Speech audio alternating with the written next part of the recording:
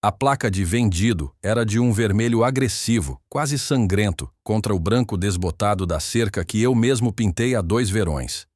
Por um segundo, meu cérebro se recusou a processar a imagem.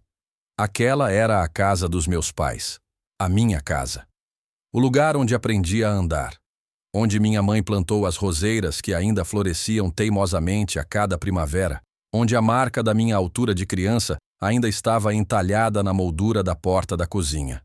Eu estacionei o carro no acostamento, o motor ainda funcionando, e fiquei olhando, sentindo um frio que não tinha nada a ver com o ar-condicionado. Talvez fosse um engano. Uma piada de mau gosto de alguma imobiliária. Saí do carro, as pernas um pouco trêmulas, e caminhei até o portão. O cadeado que eu havia instalado no mês passado tinha sido trocado por um novo, mais brilhante. Foi então que o pânico começou a borbulhar no meu peito, quente e ácido. Disquei o número do meu pai, Alberto, com os dedos suando. Ele atendeu no 3º toque, a voz impaciente como sempre. Lucas, o que foi? Estou ocupado. Pai, o que está acontecendo na casa? Tem uma placa de vendido aqui na frente. Houve uma pausa do outro lado da linha, um silêncio carregado que me disse tudo o que eu precisava saber antes mesmo de ele falar. Ah, isso! Ele disse com uma casualidade que era como um soco no estômago. Eu vendi a casa. O negócio foi fechado na semana passada. Vendeu? Como assim vendeu? Eu mal conseguia formar as palavras. Sem me falar nada? Pai, aquela casa era da mãe também. Era nossa. Era minha para vender, Lucas. Ele retrucou, a voz ficando mais dura. As contas estavam se acumulando. Era a coisa certa a fazer. E o dinheiro? Perguntei, a voz um fio. Nosso patrimônio, metade era meu por direito. Outra pausa, desta vez mais longa, mais cruel. Sua irmã, Clara, precisava de ajuda. Ela e o marido queriam dar a entrada em um apartamento novo, começar o negócio deles. Dei o dinheiro para ela. Ela precisava mais do que você. E desligou. Fiquei parado na calçada, o telefone ainda na orelha, ouvindo o som da linha morta. O mundo ao meu redor parecia ter se distorcido. O som dos carros passando, o latido de um cachorro ao longe, tudo soava abafado, como se eu estivesse debaixo d'água. Ele não só vendeu a casa das minhas memórias, o santuário da minha mãe, pelas minhas costas. Ele tinha pegado cada centavo, cada tijolo do legado que minha mãe e eu pensávamos ter, e entregado para minha irmã, a filha de ouro, que nunca tinha sacrificado um único dia de sua vida por aquela família. Naquele momento, a dor da traição foi tão física, tão avassaladora, que tive que me apoiar na cerca branca que eu havia pintado para não cair. Ele não sabia. Nenhum deles sabia. Mas naquele ato de desprezo supremo, meu pai não tinha apenas me deserdado. Ele tinha acabado de acender o pavio de uma bomba que ele mesmo havia construído. E eu tinha acabado de encontrar o detonador. Para entender a profundidade dessa facada nas costas, é preciso entender a dinâmica da família Almeida. Minha mãe, Helena, foi o coração da nossa casa até o câncer a levar há 5 anos. Ela era a paz, o equilíbrio. Meu pai, Alberto, sempre foi pragmático. Um homem que via o mundo em termos de lucros e perdas, e desde cedo ficou claro que ele me via como um investimento de baixo retorno, enquanto minha irmã, Clara, era sua ação de primeira linha. Eu era o filho responsável. Desde adolescente, enquanto Clara gastava sua mesada em roupas e festas, eu trabalhava nos fins de semana para ajudar com as despesas. Quando a empresa do meu pai passou por uma crise, fui eu, aos 22 anos, que peguei minhas economias, o dinheiro que eu estava guardando para a entrada de um apartamento, e entreguei a ele para que pudesse pagar os salários dos funcionários. É um empréstimo, filho. Vou te pagar de volta, ele disse. Ele nunca pagou. Quando minha mãe adoeceu, fui eu quem ajustou minha vida. Eu morava a apenas 20 minutos de distância e estava lá todos os dias. Eu a levava às consultas de quimioterapia, cozinhava suas refeições, lia para ela quando estava fraca demais para segurar um livro. Clara, ela morava em outra cidade, aparecia nos feriados, tirava selfies com a mãe para postar nas redes sociais com legendas sobre força e família, e depois voltava para sua vida, reclamando de como era emocionalmente desgastante ver a mãe daquele jeito. A casa era meu projeto. O telhado que estava vazando, Eu passei 3 fins de semana debaixo de um sol escaldante consertando-o. O encanamento da cozinha que estourou. Fui eu quem aprendeu a soldar canos de cobre assistindo a tutoriais no YouTube às 2 da manhã. Eu cuidava do jardim, podava as roseiras da minha mãe, pintava as paredes. Fazia tudo isso porque amava aquela casa, mas, mais importante, porque amava minha mãe e sabia o quanto aquele lugar significava para ela. Meu pai via minha dedicação não como amor, mas como obrigação. É o mínimo que você pode fazer, Lucas. Você não tem esposa nem filhos, tem tempo de sobra. Enquanto isso, Clara recebia elogios por simplesmente existir. Seus fracassos eram vistos como experiências de aprendizado. Suas dívidas de cartão de crédito eram investimentos em seu bem-estar. Quando ela decidiu largar um emprego perfeitamente bom para se encontrar em uma viagem de 3 meses pela Europa, foi meu pai quem financiou a jornada de autodescoberta. Eu nunca recebi nada além de um tapinha nas costas e a expectativa de que continuaria sendo o pilar confiável e invisível da família. Antes de minha mãe falecer, ela me chamou em seu quarto. Estava frágil, a voz um sussurro, mas seus olhos estavam claros e firmes. Ela me entregou uma pasta de couro antiga e gasta. Lucas, quero que você guarde isso. Não deixe com seu pai. Guarde em um lugar seguro. São os documentos originais da casa. Há coisas aqui que são importantes para proteger seu futuro. Ela apertou minha mão. Prometa que vai cuidar disso. E prometa que vai cuidar de si mesmo. Seu coração é bom demais, meu filho. Não deixe que o mundo o endureça. Eu prometi, sem entender completamente o peso de suas palavras. Peguei a pasta, levei para meu apartamento e a coloquei em um velho baú de carvalho que pertencera a ela, junto com suas fotos e cartas. Eu a via como uma relíquia, uma última conexão tangível com ela, não como uma arma. Nos anos que se seguiram à sua morte, a dinâmica familiar só piorou. A casa, que deveria ser um lugar de consolo, tornou-se o palácio do meu pai, onde ele e Clara reinavam. Meus esforços para manter o lugar foram recebidos com indiferença. As contas, no entanto, começaram a chegar para mim. O IPTU, o seguro, os reparos maiores. Você é o homem da casa agora, dizia meu pai, como se fosse uma honra, não um fardo financeiro que ele estava alegremente me passando enquanto continuava a financiar o estilo de vida da minha irmã. Eu aguentei tudo. Aguentei porque era a casa da minha mãe. Aguentei porque uma parte de mim ainda ansiava pela aprovação do meu pai. Aguentei porque, no fundo, eu acreditava que, quando chegasse a hora, ele faria a coisa certa. Eu não poderia estar mais enganado. A venda da casa não foi apenas uma transação comercial. Foi a culminação de uma vida inteira de desrespeito. A declaração final de que, aos olhos do meu pai, eu não valia nada. Ele não apenas me negou minha herança, ele tentou apagar minha história, meu suor, meu amor, e o mais importante, a última vontade da minha mãe. Os primeiros dias após a ligação foram um borrão de raiva impotente e uma dor profunda e oca. Eu mal comia. Eu mal dormia. Eu apenas sentava no meu apartamento, olhando para a parede, revivendo aquela conversa de 30 segundos repetidamente. Cada palavra casual do meu pai era como um caco de vidro se alojando mais fundo no meu coração. Minha irmã, Clara, teve a audácia de me ligar 2 dias depois. A voz dela era açucarada, falsamente simpática. Lu, eu soube que o papai te contou sobre a casa. Eu sei que deve ser um choque, mas é para melhor. A casa era muito grande para o papai, e nós realmente precisávamos desse impulso para começar nossa nova vida. Impulso? Eu disse, a voz rouca. Clara, aquele impulso era metade da minha herança, era a casa da nossa mãe.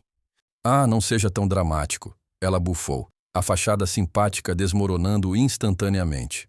Você está bem, você tem seu emprego, seu apartamento, eu tenho uma família para construir. O papai só fez o que era justo. Você deveria estar feliz por mim. Eu desliguei. A bile subiu pela minha garganta. Feliz por ela? Feliz por ter sido traído e roubado pela minha própria família? A raiva era tão intensa que me senti sufocado. Eu queria gritar, quebrar coisas, confrontá-los e exigir o que era meu por direito. Mas como? Eu era um contra 2. A casa já estava vendida. O dinheiro provavelmente já estava sendo gasto em móveis de design e carros novos. Eu estava derrotado. Naquele fim de semana, em um torpor de tristeza, Decidi que precisava guardar as coisas da minha mãe. Era doloroso demais tê-las por perto. Abri o velho baú de carvalho, o cheiro de lavanda e memórias me atingindo como uma onda. Havia seus álbuns de fotos, seus diários, o suéter que ela estava tricotando para mim e nunca terminou. E no fundo, a pasta de couro. Eu a peguei, os dedos traçando o couro desgastado. Eu a abri, não procurando nada em particular, apenas querendo sentir algo que ela havia tocado. Folheei os papéis amarelados, a certidão de casamento deles, plantas antigas da casa, recibos de reformas feitas décadas atrás. E então eu vi. A escritura original. Não a cópia que ficava no cofre do meu pai, mas o documento mestre, assinado em 1985. Meu coração começou a bater mais rápido. Eu não era advogado, mas algo me dizia para ler cada palavra. E lá estava, no final da página 3, uma cláusula adicional, escrita em uma linguagem jurídica densa, mas inequívoca. Minha mãe, sempre tão previdente, sempre tão ciente da natureza do meu pai, tinha adicionado algo que eu nunca soube que existia. A cláusula estipulava que, após sua morte, a propriedade da casa seria considerada um bem conjunto e indivisível entre seu marido, Alberto Almeida, e seu filho, Lucas Almeida. Mais importante, ela especificava: a venda, transferência ou alienação do referido imóvel só poderá ser efetuada mediante a assinatura e o consentimento explícito e por escrito de ambas as partes nomeadas, Alberto Almeida e Lucas Almeida. Eu li a cláusula de novo. E de novo. Um calafrio percorreu minha espinha, mas desta vez não era de desespero. Era de poder. O sangue começou a pulsar em minhas veias. A névoa de tristeza começou a se dissipar, substituída por uma clareza gelada e afiada. A venda era ilegal. A assinatura dele não era suficiente. A minha era necessária. E eu nunca assinei nada. Meu pai, em sua pressa arrogante de me descartar, e Clara, em sua ganância egoísta, haviam cometido um erro colossal. Eles pensaram que eu era impotente. Eles pensaram que tinham me vencido. Mas minha mãe, do além-túmulo, tinha me deixado a arma perfeita. A dor no meu peito não desapareceu, mas agora ela tinha um propósito. Ela se transformou em combustível. Eu não ia gritar. Eu não ia implorar. Eu ia fazer isso do jeito certo, do jeito legal. E eu ia desmantelar o pequeno mundo presunçoso deles, tijolo por tijolo. O basta tinha chegado e tinha a forma de uma cláusula esquecida em uma escritura antiga. O jogo havia mudado. Na segunda-feira de manhã, eu não era mais a vítima de luto. Eu era um homem com uma missão. A primeira ligação que fiz foi para o Dr. Mendes, um velho amigo da família e o advogado que minha mãe sempre usou. Ele era um homem de 70 anos, com uma mente afiada como uma navalha e uma aversão profunda por injustiças. "Lucas, meu rapaz, que surpresa!" ele disse, sua voz calorosa no telefone. Eu expliquei a situação, a venda secreta, o dinheiro desviado para minha irmã. Ele ouviu pacientemente, fazendo os sons de desaprovação que um avô faria. Quando terminei, ele suspirou. Alberto sempre teve um ponto cego quando se trata de Clara. Mas isso, Lucas, isso é desprezível. Legalmente, no entanto, se a casa estava no nome dele, pode ser difícil contestar. É aí que as coisas ficam interessantes, Dr. Mendes, eu disse, sentindo uma onda de adrenalina. Minha mãe me deixou a escritura original. Há uma cláusula. Eu li a cláusula para ele em voz alta. O silêncio do outro lado da linha foi elétrico. Depois de um longo momento, ouvi um assobio baixo. Helena, sua mãe era uma mulher brilhante e previdente. Ele pigarreou. Lucas, isso muda tudo. A venda não é apenas contestável, é fraudulenta. É nula e sem efeito. Seu pai e quem quer que tenha intermediado essa venda sem a devida diligência estão em uma situação muito, muito séria. Naquela tarde, eu estava em seu escritório, um espaço revestido de madeira que cheirava a livros antigos e justiça. Ele examinou a escritura, seus olhos brilhando atrás dos óculos de aros de tartaruga. Inacreditável, ele murmurou. Eles nem se deram ao trabalho de verificar a escritura mestre. Devem ter usado uma cópia desatualizada ou simplesmente ignorado o processo. O plano que traçamos não foi de confronto imediato, foi de paciência estratégica. O Dr. Mendes explicou que poderíamos agir agora, mas seria muito mais eficaz permitir que as consequências se acumulassem. Deixar Clara gastar o dinheiro, deixar os novos proprietários se estabelecerem. Deixar o castelo de cartas que eles construíram ficar um pouco mais alto antes de puxarmos a carta da base. Nos dias seguintes, tornei-me um fantasma para minha família. Ignorei as dezenas de ligações e mensagens de texto de Clara que iam de falsas preocupações a exigências veladas para que eu superasse. Ignorei as tentativas do meu pai de me ligar, provavelmente para me dar mais um sermão sobre minhas atitudes egoístas. Deixei-os acreditar que eu havia aceitado minha derrota, que eu havia me arrastado de volta para o meu canto, lambendo minhas feridas. Enquanto isso, eu e o Dr. Mendes trabalhávamos. Ele contatou discretamente o cartório de registro de imóveis e obteve uma cópia certificada de toda a documentação da venda. Como esperado, minha assinatura não estava em lugar nenhum. Pior ainda, a imobiliária, Sonho Realizado Imóveis, parecia ter apressado o processo, provavelmente recebendo uma comissão generosa para fechar o negócio rapidamente para meu pai. O Dr. Mendes também contratou um investigador particular, um homem chamado Bastos, para rastrear o dinheiro. Não demorou muito.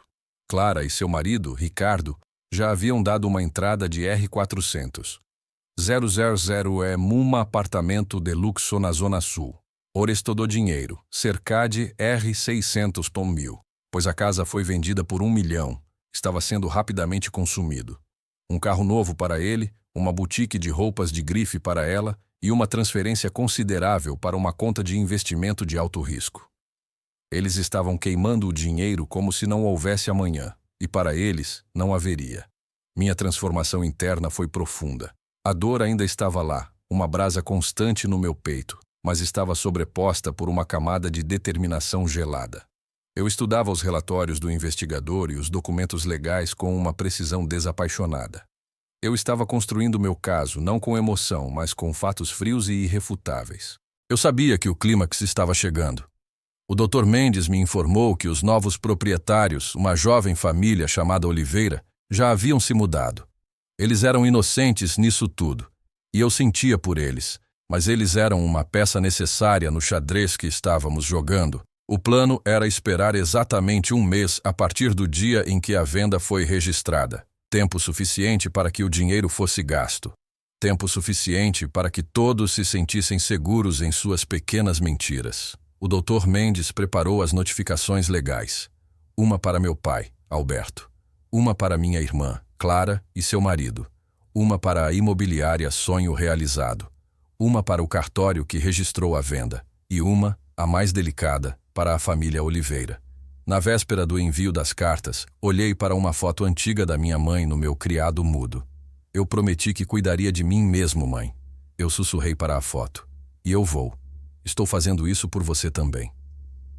Naquele momento, eu não era mais o filho magoado. Eu era o executor do último desejo da minha mãe. E a justiça estava prestes a ser servida. O dia em que as notificações foram enviadas por correio registrado foi uma terça-feira. Eu tirei o dia de folga do trabalho, não porque estava ansioso, mas porque queria estar presente em espírito para o momento em que a realidade bateria à porta deles. Imaginei a cena vividamente. O carteiro entregando o envelope formal, a confusão inicial, o desenrolar do papel timbrado do escritório de advocacia e a lenta e aterrorizante compreensão afundando em seus rostos. A carta era uma obra-prima de precisão jurídica, cortesia do Dr. Mendes. Ela informava a todas as partes que a venda do imóvel localizado na Rua das Acácias, número 123, era considerada nula e sem efeito.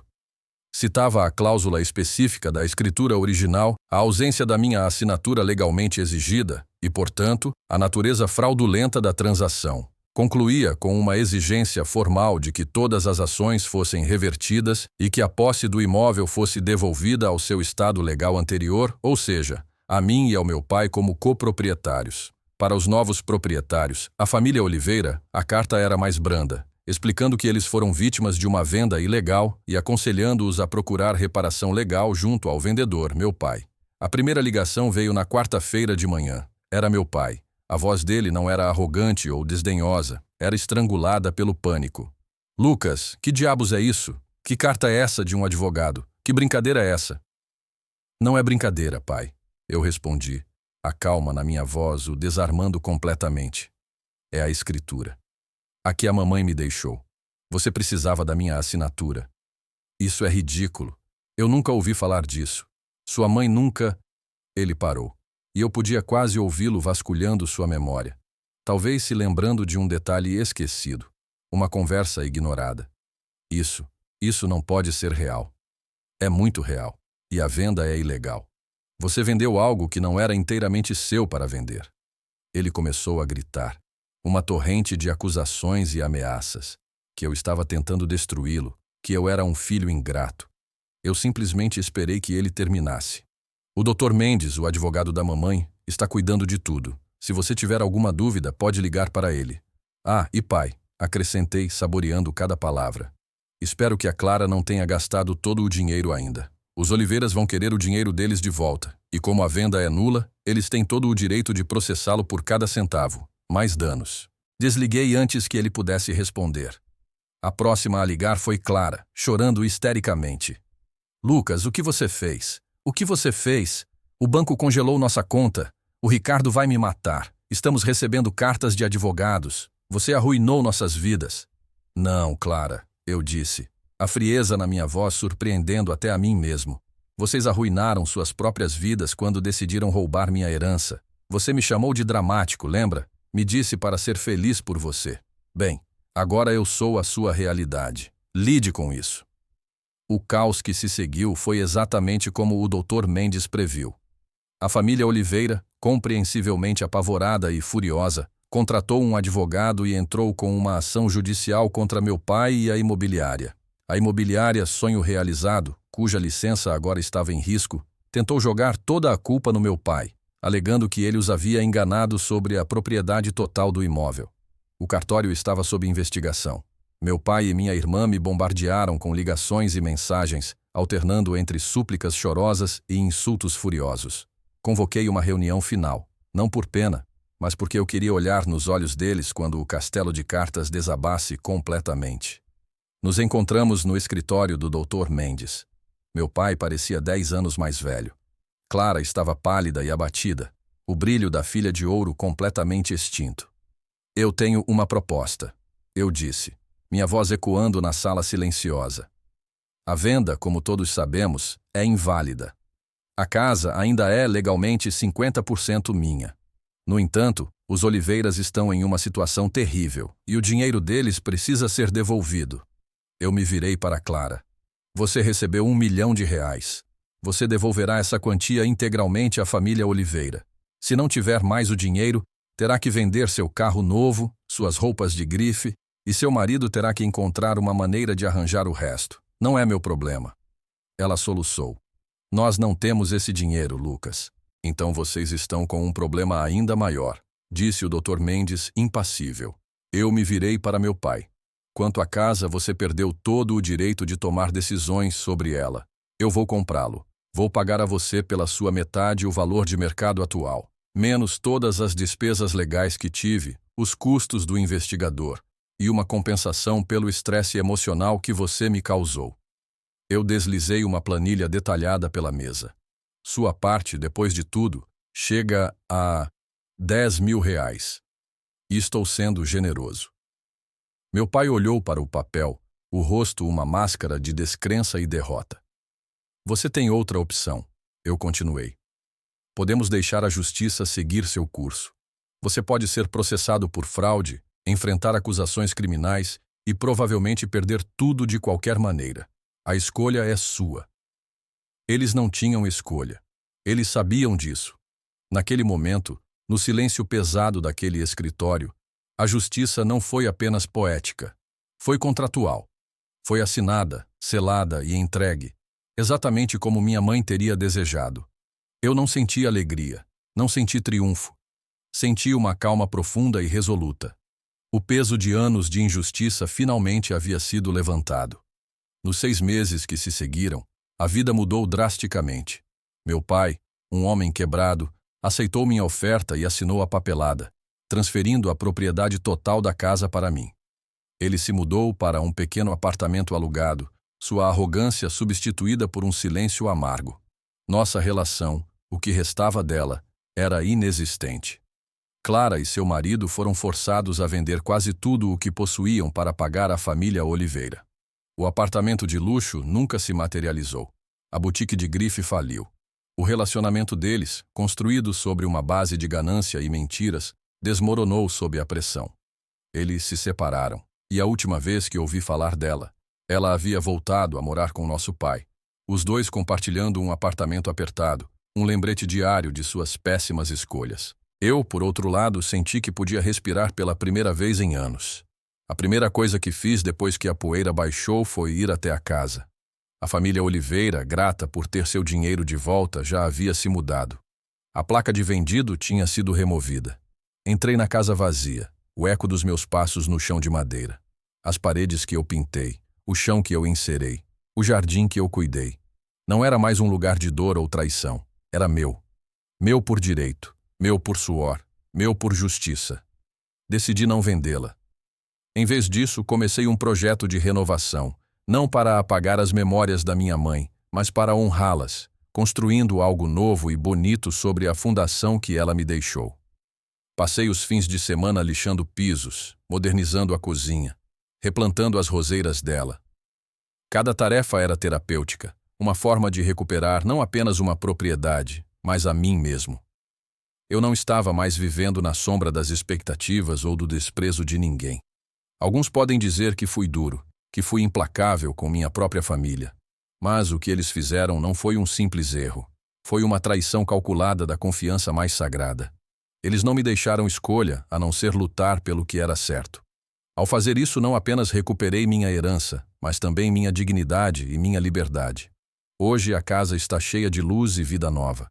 É um lugar onde meus amigos se reúnem, onde eu posso sentar no jardim em paz, sentindo a presença da minha mãe, não como um fantasma de tristeza, mas como um espírito de força e amor previdente. A traição deles foi a coisa mais dolorosa que já experimentei, mas no final me libertou. Forçou-me a cortar os laços tóxicos que me prendiam e a construir uma vida nos meus próprios termos. E por essa liberdade, conquistada com dificuldade, serei eternamente grato. Agora, eu pergunto a vocês, o que vocês teriam feito no meu lugar? Vocês acham que a justiça que busquei foi longe demais? Ou foi a resposta apropriada para a traição que sofri? Deixem seus pensamentos nos comentários abaixo. Se esta história ressoou em você, por favor, clique no botão curtir e inscreva-se no nosso canal. Fazendo isso, você nos ajuda a continuar trazendo mais histórias emocionantes e não perde nenhum dos nossos vídeos diários. E não se esqueça de deixar uma classificação de 1 a 10 nos comentários para nos mostrar o quanto você gostou. Seu feedback é o que nos ajuda a escolher as melhores histórias para você. Dê uma olhada no vídeo que está aparecendo na sua tela agora para outra história cativante. Até breve. M.